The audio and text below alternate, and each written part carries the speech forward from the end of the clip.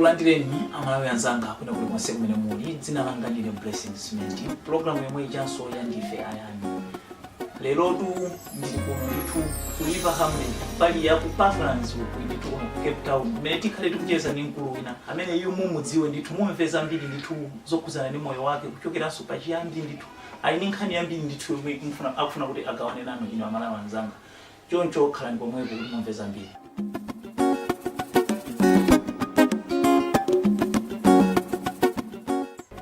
Ndikulandireni ndo akulu. Ngauze kwa anthu amene akutionera nthawi zino kuna kuti dzina lanu ndi ndani? Yeah, sure. Ne dzina langa ndi James Undi. Ndimachokera ku Baraka. Chakuliwonde uko. Ndisowa mangochi. Pamalo otchedwa pamwima. Ndinabadwa mchaka cha 1977 pa 1 December. Ndinabadwira mboma la Palombe kwa bambo wanga. Kubaraka nkuwa kwa Mayanga. Koma ndinakula kwambiri ku Blantyre. School yanga ndaphunzira pa CIA. Amene makuza ku Blantyre ndizo pa CIA. Ndaphunzira pa Namiwawa.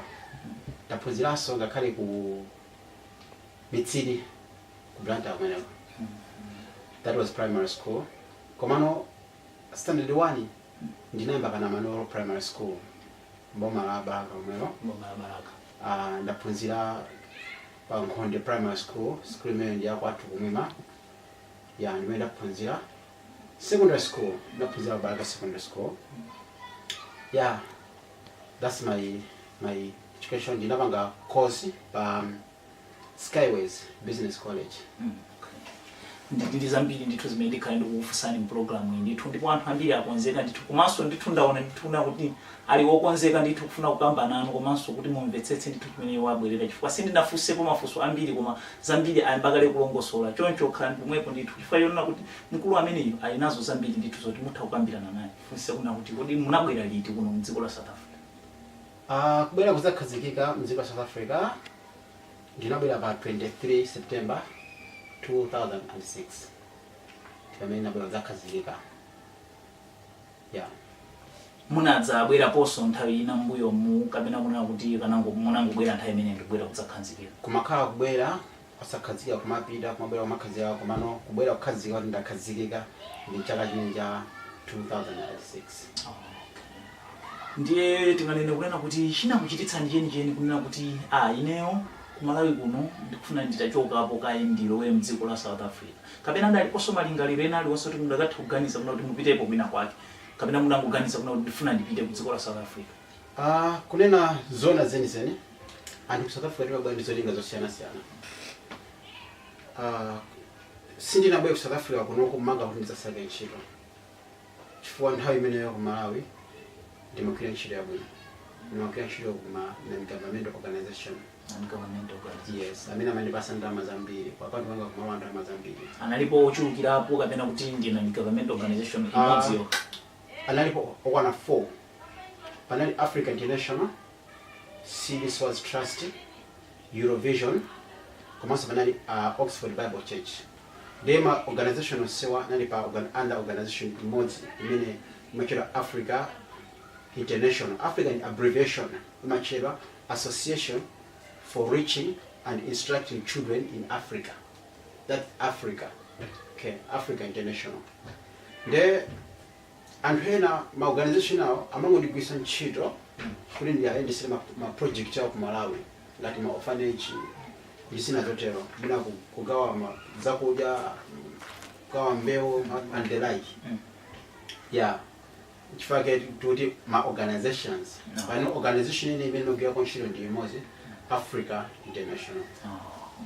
Ndathokoza kwambiri namvaso kuna kuti ngati muli organization yokhudzana za Bible inu kapena kuti ndinu mbusa kapena kuti ndinu Mkristu mutha kutuza pamene muno ndinu Mkristu? Ine ndi born again Christian.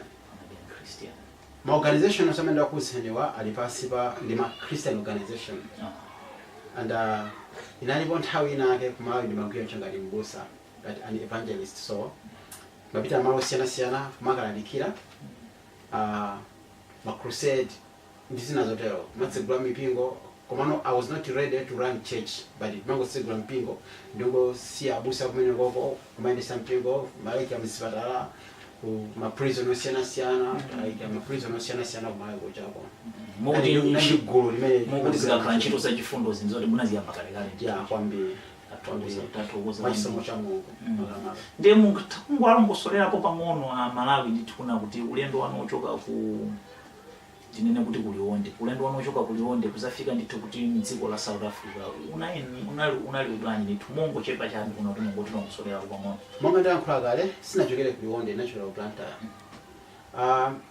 panali ma conflicts amene anachitikapo ku ntchito amene sinazokuza ndi as I said inali Christian organization ndiye chifukwa cha nkhani zokuza ndi moyo wa banja pona kuti ine ndikulisiya banja ndifuna ndipange izi ndiye akuntchito anati but this is Christian organization and you are standing there ngati munthu wamkulu kusoko because ndimakuya sho ngati executive director wa organization yes ndiye ngati ukufuna kuti usiye banja ile which means ntchito sati kujosanso so I was just like okay ndipite ku South Africa ndikangopumulako koma palibe maganizo oti sinimasowa ndalama kuti ndifane zasake ntchito South Africa because ndinaliso ndi business ku Malawi kusanisa kuna kuti ku Malawi niyo simunachoke kuti padali vuto kunali losemera makusokoneza no apart from vuto limene lokusa ndi zambanja chani panalibe vuto limene sivuto la zachuno limene ndichosa ku Malawi because ndinali recording studio imachira KJ recording studio ndiye ndinangoisiya studio ija sindinakulise ndinangozisiya zinthu zija mpaka napanopo I don't know where are they, my computers, my music instruments, I don't know where are they, I don't even trace and I don't want to know what is it because it was. Timu program mene iyi yandife ayani panopa ndithuti kucheza arundi Mr. James Undi manosi mnandronso munjira kuchoka ku Malawi ndithu kuti mpaka namuzafika ne mdziko lino la South Africa palibe china yake ndithu imene chinachitika kuti panalibe chovuta china chilichonse panalibe chovuta china chilichonse as I said ndalama ndinali nazo ndinabwera kunoko ndi laptop anga ndisinazotero like munthu kuti akupita kulenga for holiday see so anthu amene amakhala ndi mavuto ambiri mu msewu akamabwera ku South Africa na anthu kuti alibe ndalama zokwanira koma in my case ndina ndi ndalama zokwanira andi ndimabwera kunoko ndimadziwa kuti ndine ndalama zokwanira okay so no chinachitika ndi chani ino kuti mupezeke kuna kuti simukubwereranso ku Malawi pa ulendo umene mwabwera kudzangocheza nditafika ku South Africa kuno as I said ndinafika pa 23 September pa 24 September ku South Africa Roma ka holiday imachedwa Heritage Day pa 25 December timakhala limodzi nyumba imene timakhala inali nyumba yakulu ndi table vyikonkono timakhala malo ambiri mero kuphatikizapo Charles Mutonga Iringa maina azinzano yes amene makhala nthawi imeneyo achina limbani cement timakhala limodzi nthawi imeneyo kumene koko kuna anthu ambiri achina Evans Mlenje timakhala limodzi Pastor Benjamin amene ali kumalawi panoko timakhala limodzi it was a very good achina Charles Kananji nyumba inali ya mzungu zinali Anne Craig yeah ndiye timapanga rent kuseli kwa nyumba imeneyo inali ngati flat yaikulu timakhala kumene koko so pa 25 December Charles Mutonga amagwira ntchito ina wake ndamuza kuti ambale tedi yagwira ntchito ine yes good idea takumbukira ndinafika pa 23 September tinangomwa pa 24 pa 25 akunza kuti kuli ntchito nditangomba ntchito imene ichayo sindinakhalepo nsolopa ndinangomedwa ndi kudya lunch mudagwira mudaona kuti sipo so nomwadia amaje pamene ayimangirira ine pamene pandakhazikika pamenepo ndinakhazikika ndinabagwira ntchito after ntchito yeah sina kali solo by sister time mangosita ntchito kuchokera ntchito iyi ndagwira ntchito imene timagwira na zapeza ntchito pa garage ngati petrol attendant ndagwira pa garage ngati petrol attendant sipana chebe kunapezeka kuti kunabwera home affairs. Home affairs. Yes. Ngamene kuti mapepala anga ila expire. Mapepala sina kama munabwera kutsajeza ndiye mwakangati mwakomedwa pang'ono. Yes. Tupa inu mudaliwe ganizo naliro sero kuti muna mwake mupite ku home affairs mukapange linyu mapepala anu. Ndina alibe chifukwa ndine maganizo kuti ndangobwera kuzango sina bwera zakhazikika. Ngoma no mudakhala kuti mapesa. After 30 days jedango ota mu passport nalibe maganizo nditamangie ku home affairs ndirangokomedwa no basi ni ntchito just like that. Kamena kuti kunalitu kusadzilingalira ifu angati munthu kuzozonena kuti iyayi ababa changa chofunikira chani chokhalira mdziko muno ndi mapepala ndekuti panali kuganizo sana kamena kwani kunchito kumene mungakwira kunchito sana kufusa ndi pepala naliro sero kuita ntchito sana fusa naliro wasi anangolenga passport anakusanchira passport mumaziwa ngati pali zisomo zochuluka china chilichonse chimayenda so mwazisomozo tukona ndiye ndihamba kuchita pa garage apa demand ama promotion no nisana migwanda ama promotion anabera home affairs anadigwira inendenzanga anabanga pana deport ukafika ku Malawi that was 2007 chinapita ku Malawi sijina chide ku Malawi ndinabwera kuchokera ku Malawi ndinapita straight ku home affairs ukapanga mabeba anga yambira ndibwera super graduate mwebaje because I was a good worker ananditenga super graduate now they started promoting me per graduate injili graduate imene cha Bayside amene muliza kutable vyo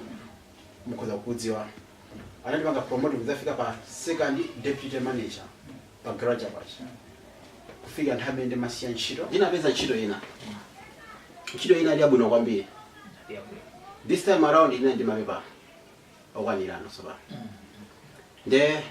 Dina location ngati not like deputy managers or as before pa garage kumeona ngati club sports club mkali umali zambie then maendesa club yourself as a manager ndiye time yangu ndiye munanduza kuti adadzakukira ndikuti mudabwerera so mudzi yes mutapita kumudzi simudagandisa soena kuti pano kumwena ndikuzano kungoyambira so ntchito yanga yakalekale imweni magwira as I said anandipasa two options ntchito ngati ndifuna kuti ndisiye banja ntchito sindikusiya ngati ndifuna kuti ndipitirize banja ntchito sindipitiriza nde chisankho cha ine ndinasankha kusiya zonse ndikamba moyo wina yes nde moti banja limene mudalisiya ndinasiya banja kumene koko kuti simudasiye kwa mwana kapena kuti unali kuti basi kungosiya no banja mwene kuli ana alipo atatu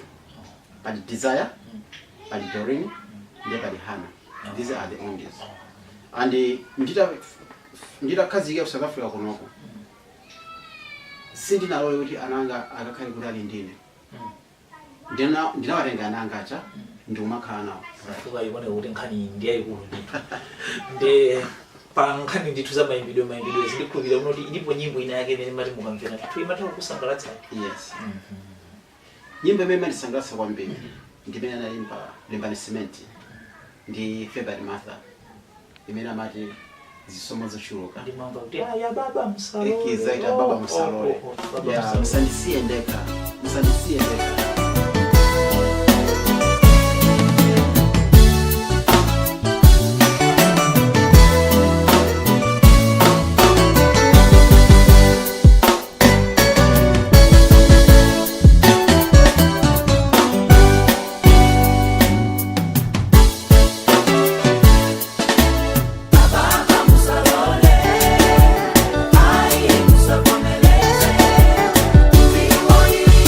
Sekele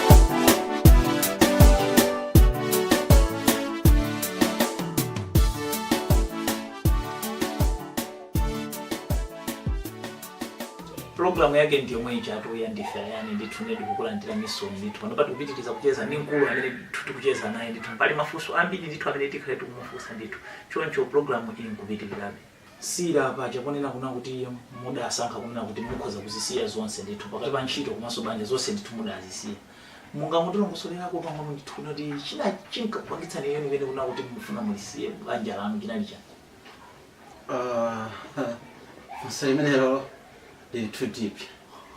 Siningate kulongosola zifukwa zimene ndimazimva banja mwanga zimene zinatipangisa kuti ndisiye banja.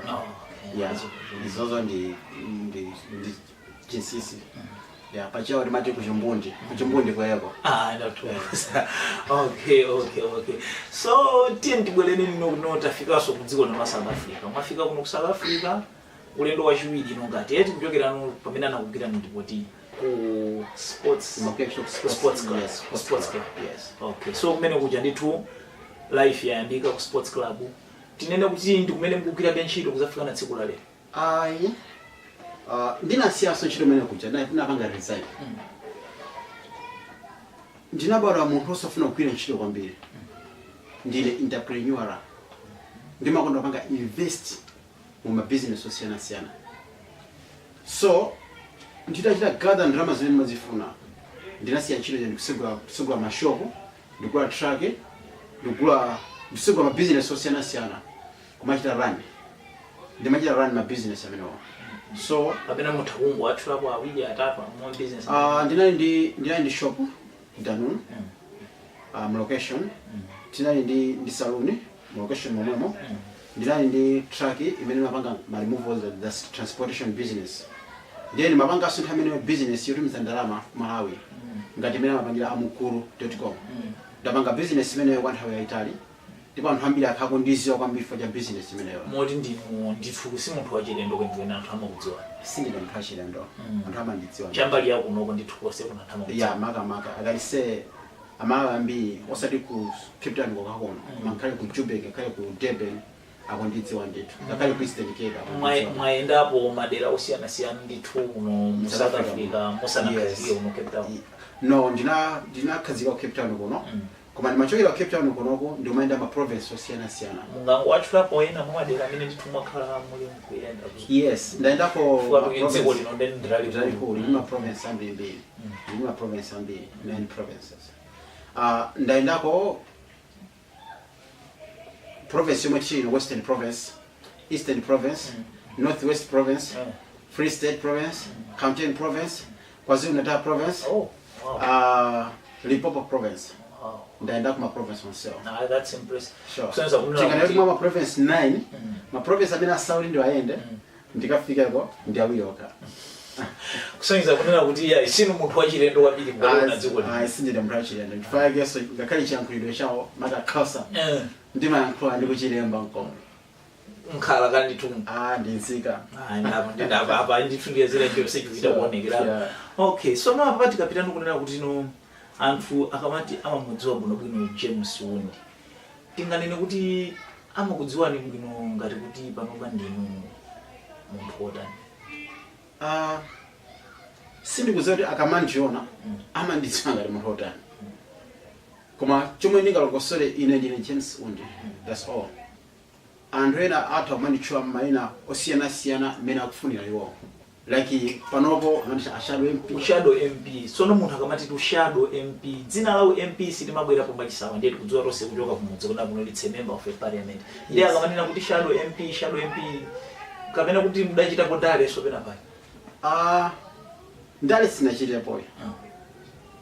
Komano ndili ndi interest yefuna kupanga ndale. Ndale zimene mapanga sinali ndale zonekera. Zinali ndale za kunsiwa table. Za kunsiwa table. Yes. Nditu zigezo mangomva kuna yayi boma lathu likuyenda chonchi. Ndeti ipange chonchi. Koma osakhala nacho ndithu chilawula uyo nango mukhale mu ndale mweni. Koma ndale konthawi inake so ndili ku Blantyre nditangomaliza kumene school nimapanga nimagulisa zinthu ngati vendor mu Blantyre. Ndisanambe ntchito. Ndimakonda kupita office ya UDF nthawi imeneyo. Ndikatenga ma t-shirt kulimi pa Yanax tukatenga ma t-shirt mwe kuti amandidziwa bwino ndeti ndikatenga ma t-shirt ndipanga distribute kwa makadeti office ya UDF head office yenene ya UDF ndamene UDF ikutenda achea yes. So no pano pati zinena kunena kuti inuyo akamanena kuti ashado MP kuti muli ndili ngaliro loti mumafuna mutadzakhapo member of parliament. Yeah, sure. Osangoriso member of parliament chabe. Koma ndimafuna ndadzakhala minister of government. Ndizikula kuchokera panepo. Ngati pali space yokula kufika kuliko spending ngati kufika. Ndikoza ukafika kumene ngoko. Ndiye ngati mufuna kukhala member of parliament mukayimira dera lake liti. Ndani nakale uli kwathu ndi Ubalaka. Mbuyomo constituency yathu amene mapanga rally ndi Yusuf Mwawa. Rally one of the great men. Panopo ndinapita zisankho zimene zikubwerazi. Last month ndinapita Malawi. Munapita last month. Sonza kuna kuti January, that was January. Sonza kulena kuti tuendena manopa ndizonena kunoti mukufuna kupikisana nawo. Ndimaina kuti ndipikisane nawo. Mumaina kuti mupikisane nawo. Sonza kuti panopa. Zisankho zimene zichitika May. Talongosola ndipo ni pang'ono kuno bwino ndimene kokutana khali nawo ndamvetsetse chifukwa kuti mukukhala ndi khumbo la ndale komanso muganiza kunena kunoti mumafuna mupikisane nawo edirisati yake mukhanga kuti unoti simupikisana nawo ndiye mwina muthamu alongosolera kuno bwino anthu kuti amvetsetse kumene zikomo kwambiri. Tikamati politics imambira pa ground, imambira pa anthu amene ali kumudzi. Umene apanga ubale wako munthuwe amene ufuna kukhala member of parliament ndi common people in the village, of which nthawi imene mapanga zinthu za organization ndinapanga ubale ndi anthu amene aja ndimawathandiza zinthu zosiyana-siyana. Ndimakumbukira chakutchero kwa vumbi kunali imene timaita mali Juliana Goga ndinawathandiza ndimawapasa zinthu zosiyana nakasigula ma orphanage constituency anthu amene asali MP ali ndi maganizo akufuna kuyimira MP. Ndipo pana anazawina ndizamugwesa Philip Bwanani amene ali ndunanso ya boma mu boma la UDF. Ndinawathandiza mayaja ndikuzawina nathandiza zinthu zosiyana-siyana like napita wakamaka research ndizina zotero everything. We supported her a lot. Now this time around maganizo akukula kuti ndikhale MP mudera wathu.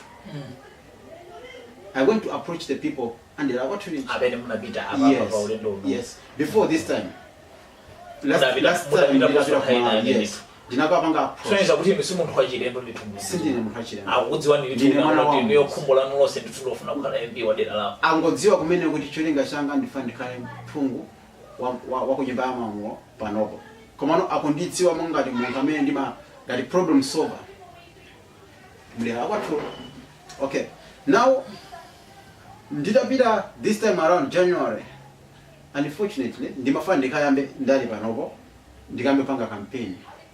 Komano ngati madera la wathu ndi kuchimake kwa UDF.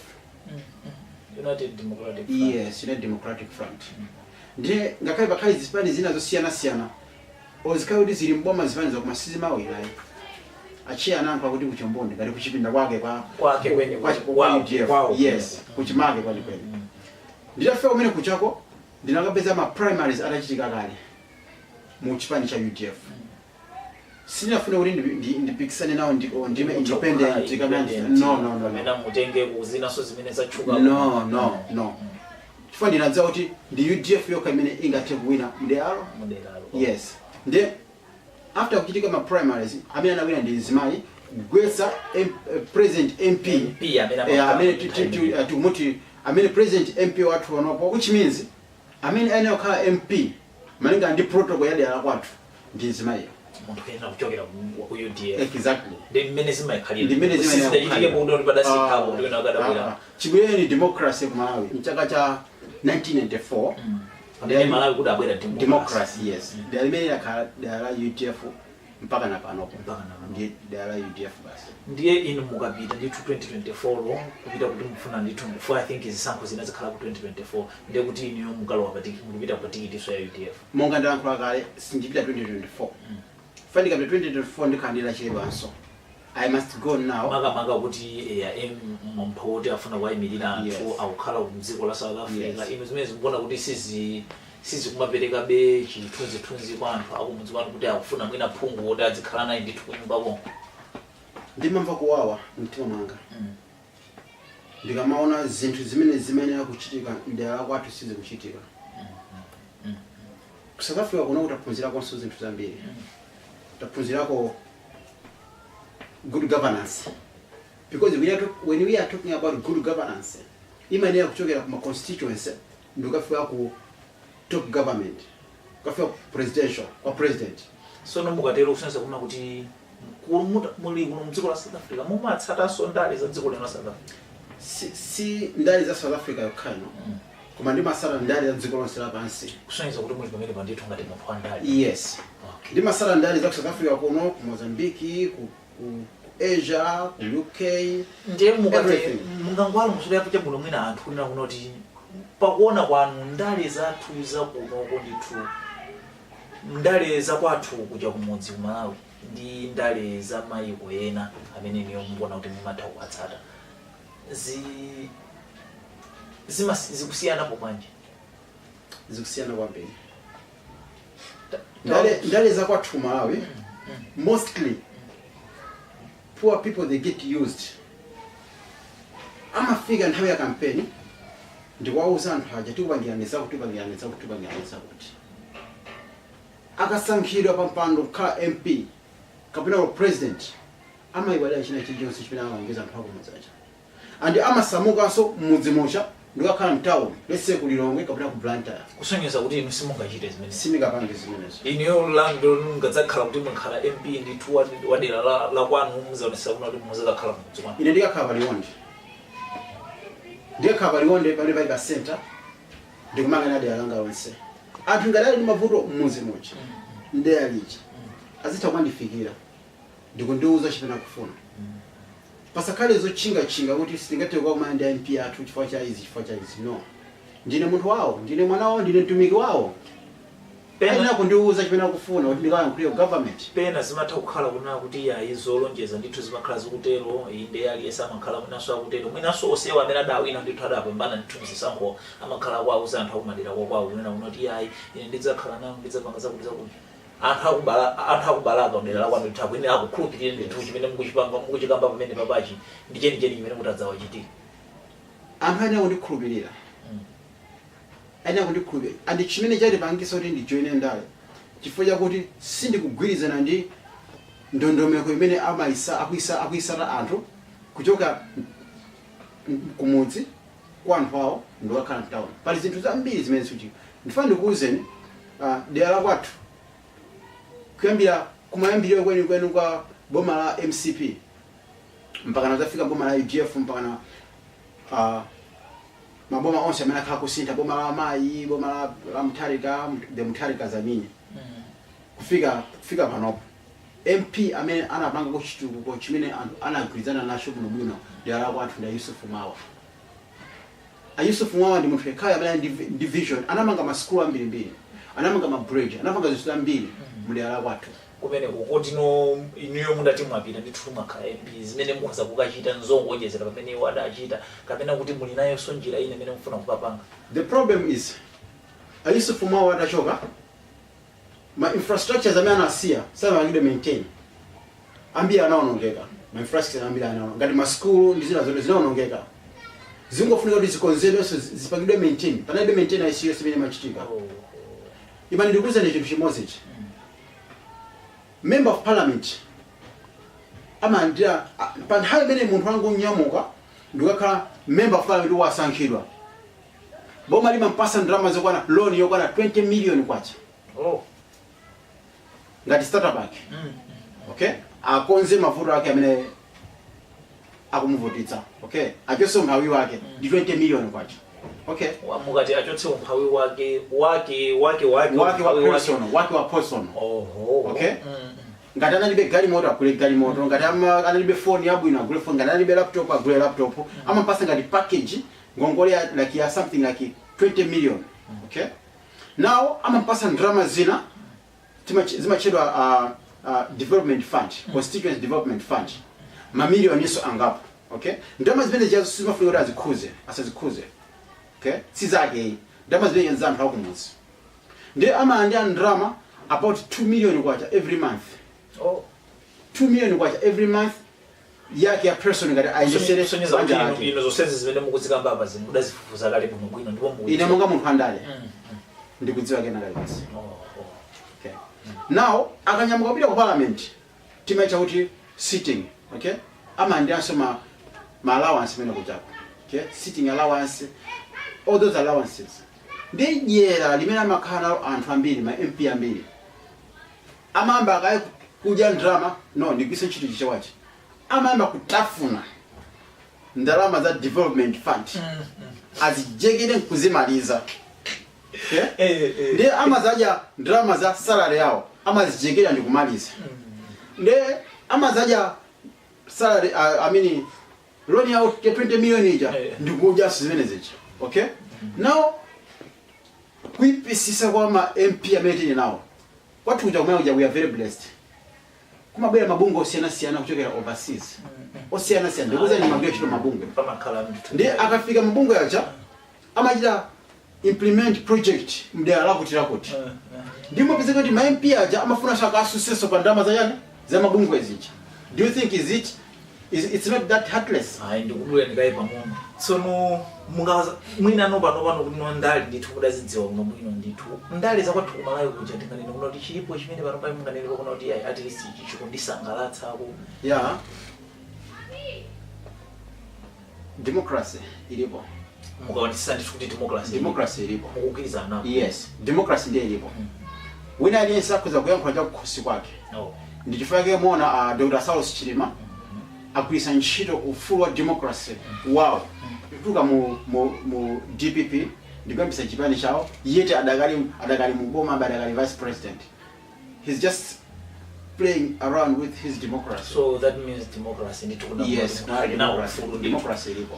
Okay, democracy ilipo. Kumano tikalingiza no mutakwena ndithu kuno ku South Africa yeti tebwererenso ndithu pambuyo bekaye pamuno. Yes, kuchokera ndithu kunkhani tili pankhani yathu no yetu ine muli mdziko lino la South Africa. Mutabwera kuno ku South Africa moyo ndithu no wayamba kumayenda pang'ono kunyumba tikanena kuti mudapanga ko chitukuko tikanena chitukuko ndinena kuti chitukuko no chanu ndithu no mudaona no mukhoza kuzithandiza be munjira ina ndina. Yes, mukhoza uno pa ino no khandithu munakwanisa kumadzithandiza ndithu. Yes, I think chitukuko chimene mukutanthauza nyumba mwina titatero kuna kuti munamanga ko mwina ake nyumba kumudzi muno. I think ndize mukutanthauza. Yes, nyumba ilipo koma sitikamaka za nyumba si chitukuko. Okay, the thing is if most of our problem here if I'm out about South Africa kunoko we focus kwambi kuti ndikhale ndi nyumba kumuzi. Okay, so no mungalero soneza kunoti kuwauza anthu kunena kuti nyumba iyi si chinthu chofunikira. No, nyumba isabwere first. No. Ndiye tumwe mwina so choyambirira kuti chimene tingapanga kukhala Malawi woyambirira amene ndi kumumva amene akhoza kunduza kunena kuti nyumba isakhale first. Yes, alipo ndithu Amalawi onse ndifo ndimamva ndikathika kuti ndakhala yes, nkhani yake makhala kunena kuti timange nyumba. Yes, chimene chimachitika chifukwa cha mindset yoti ndimange kaye nyumba muzaona kuti Amalawi anakhazikika kunoko.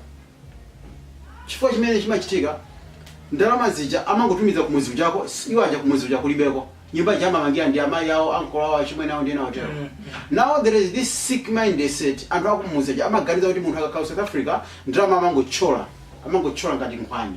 Okay, kapita ngochola mu mtengo nawo pezeka kuti nyumba imene ikanachita cost ndalama zokwana like 5 million kwacha imatha kuchita cost 15 million kwacha because anthu aja amapezeka kuti iwe nyumba yako ikamatha kumaliza kumanga yapa nayenso yake yeso kumaliza somanga patipa kuchokera mu ndalama zako zimene umatumisa zomangira nyumba yako. Now the thing is ngati sifuna kukhala South Africa kwa nthawi yayitali what you must do first raise up the capital because the business can build the house but the house cannot make the business. Ndiye mukuthandauza kunena kuti raising the capital kunena kuti kupanga business yoti munthu kutha kuchita mdziko lino la South Africa kapena kuti ubwererenso kumudzi kuyambirenso kupanga business. I don't think like a normal person angakhala ndi maganizo ofuna kukhazikika ku South Africa kuno kumasiku onsamwe wake. And ndira kufunsa ndikakhale inoyo ndi wina aliyense kubwera kuno kumaganizo ake anali maganizo ndifanye kaite raise capital ndikazabwera kumalawi kunoko ndifanye ndizapange business. Okay, ndikufunsani mumaganizo ndizakapita kumalawi mzakakwira ntchito ku company ina iliyonse kapena mumakhala maganizo otani kuti mukapita kumalawi kapena mafuna mtakagwira ntchito kwa mwanya ulonda or something like that? Okay, ndithu amene popo ndithu ndakumvetsetsani koma no tikanena no kuti no tifikane pona kuti ndikhoza kufusaniswa limene anofunso lina mutachoka kuti no pano ndithu mmene mukhalira ngangulongosolerapo kunena kuna kuti kudzafika na pamene mwafika apa ndithu ndizingati zimene mukuziona kuti ndizokhoma zimene mwakumana nazo mu moyo wa munthu umakhale ma challenges osiyana-siyana.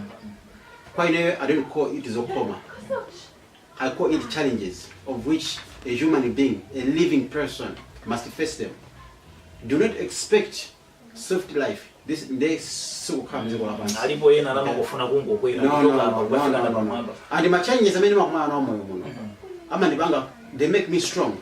They made me as a strong man as I am. Kusonyeza kuna kuti alipo beti ma challenges. My challenges are alipo ndipo I need more challenges if they can come, because when I conquer this challenge I go to another level, and when I conquer that challenge again I go to another level. So my challenges, they make me to grow, they make me to go up. Yes. Mayankhula kwambiri ndithu apa man nditha kukupasaniswa ndi mana rumwa itu TV neso ndinati pang'ono tuongole pothu. Yes. Dakaya ndiyo ndale. But you remember, I was once also a man of God. Okay? And ndimamkonda Mungu. I'm still born again Christian. You still born again? Yes. Udinzoteka be kuti muthakuza kumapanga ndale ndithu kumakhala. Yeah, ndizoteka because ndale so zingati ministry. Because you are saving people. The word ministry is saving. Okay? You are saving people, you are saving people. You are saving people kuzira mjira ya Mungu. Okay? Like kulagi utega wa Mungu. You are saving people to give them their needs. Like zipatala misevu ndizina zote. You are saving people. Okay? Because pali moyo wa uzimu ndi moyo wa kutubi. Also ni mautumiki.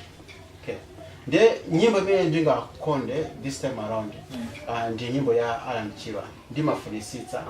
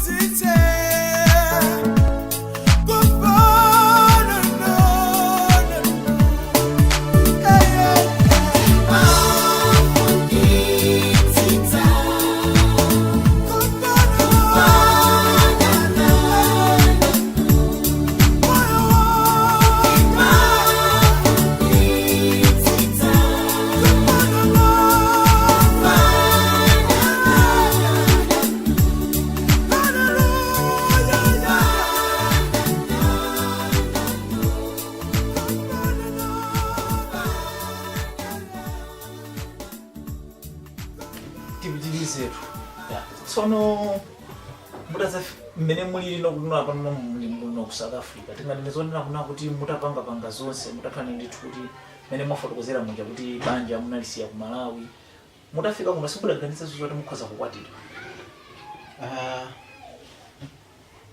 Dzina langa ndine James Undi. Munapita ku history, the Undis are the kings. Okay? Kuti ndakafusaniswa nthawi kuna kuti iya ndimamva gawa Undi. Yes. I'm coming from the royal family actually. Oh, okay.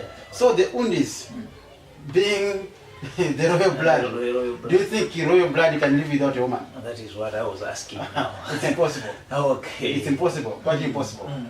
Chimango nyala ambiri kufuna kukhala ndi mkazi mmodzi kumakolo the Undis they can have couple. They can have couple. Couple. Sasa ununa kuti pano pandithu mudakwatira. Ndinakwatira. Ndi akazi anga. Actually akazi anga she's a South African. Oh, wow. Yes, she's a South African. We have been together from 2007. We have been together. We are living good life, happy life. So since you came mutachoka ku Malawi mutayamba kupina ntchito moyo osakhala kwenda bwino then you decided on kuti kuna mbali sana. Yes. And my wife amapita so ku Malawi.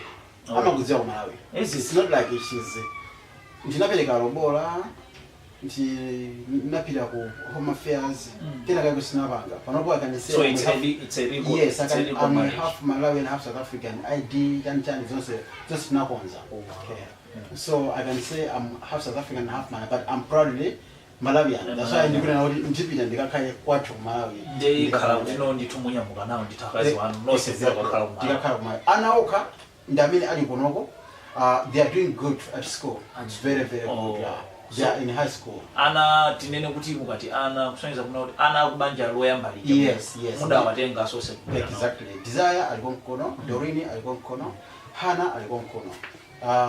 Desire anamaliza school. That's cool. Anapanga apanga programming, computer programming. Kuma amagwira ntchito. Yeah. Dorini akwenda kumaliza school posa chila. Kusonyeza kuti ndo wankulu. He's turning now 20. Desire. He just turned 20. And Doreen is like 18, Hannah is like 16. They are big girls. So how do they cope with tinganene kunena kuti intersection ya zikhalidwe kusinthika mwina mutha kunimvetsetsa chimene ndifuna kutanthauza kunena kuti kukhala ndi kholo lina la ku Malawi kukhalanso ndi kholo lina la dziko la South Africa ana kuchokera dziko la Malawi abwera zakhazikike kunena kuti how do they cope kuna kuti anthu amakhalitsana bwa. If you can see my children now amene anachokera ku Malawi they are like South Africans. They cannot even tell you the story in Chichewa and finish. Oh, wow. Is it? They speak closer. But they were born in Malawi. They are born in Malawi and grew up in Malawi. Oh. And they are also proudly Malawians. But because of environment, school mena mapita, amina makala nao, amai yao kunoku, komaso ngakali my step brother or step sister our ndoti they just speak closer. So is ada kuonda nditucheka. Yes. Adakazikika. Komaso ngati being the mother, as I said it, akasanga mphadula. She took them like that, like her own children. That's okay. That's cool. Anawatenga ali anango anawali kuchekera nthawi imene yoyo like as I say kuti tinabwana 2007 sipapite zaka zambiri but having atenga ananga ndomakhala nawo limodzi. That's what we agreed.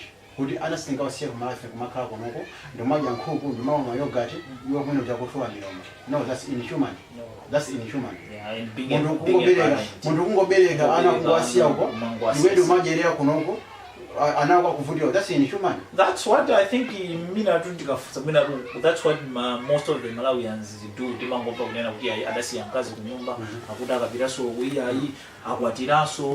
That is inhuman. Anaena timangomva nyuzi. Yes, that is inhuman. Is it? Those people, they don't deserve anything good in their life.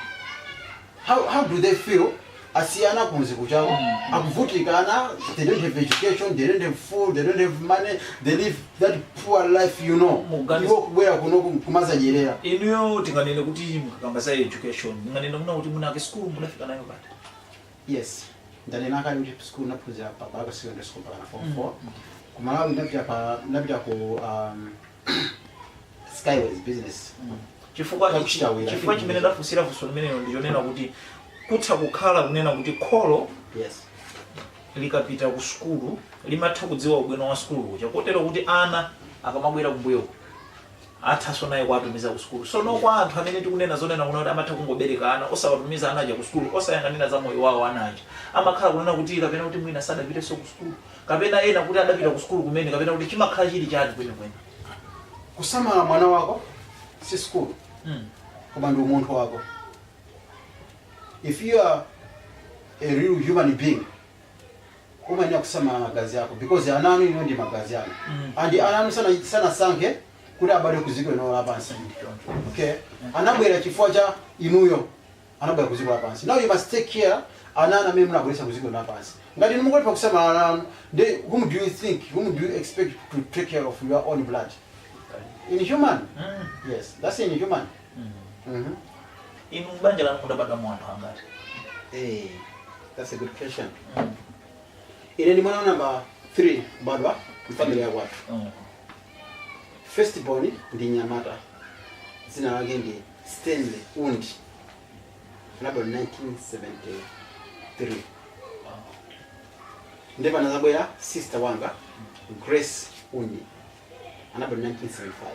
Unfortunately anamaliza 1999. Ndikuzabadwa ine 1977. 1st December. Ndikuzabadwa ng'ono wanga wina George 1980. Ndikuzabadwa Stanley. Ambiri sana muzia Stanley. Muli Stanley na wina family. Yeah, muli Stanley na wina. Kule kumene kufuna ndifuse kuti anabadwa Stanley ndi anazabadwa soka juwini. Stanley zina imene Stanley ndinakondedwa kwambiri family yako. Okay, never Stanley 1, Stanley 2. Okay. Chabe kuti panopo Stanley 1 anasintha zina, si Stanley yeso ndi amachita peacemaker. Anazi he nicknamed himself peacemaker. Ayo, pamonga mene zine kuti tukuda anapatha nditokwanisa kuseka maina. Ndipo anazabwera padabwera Stanley 2, panazabwera sister watu wina Mavis Undi.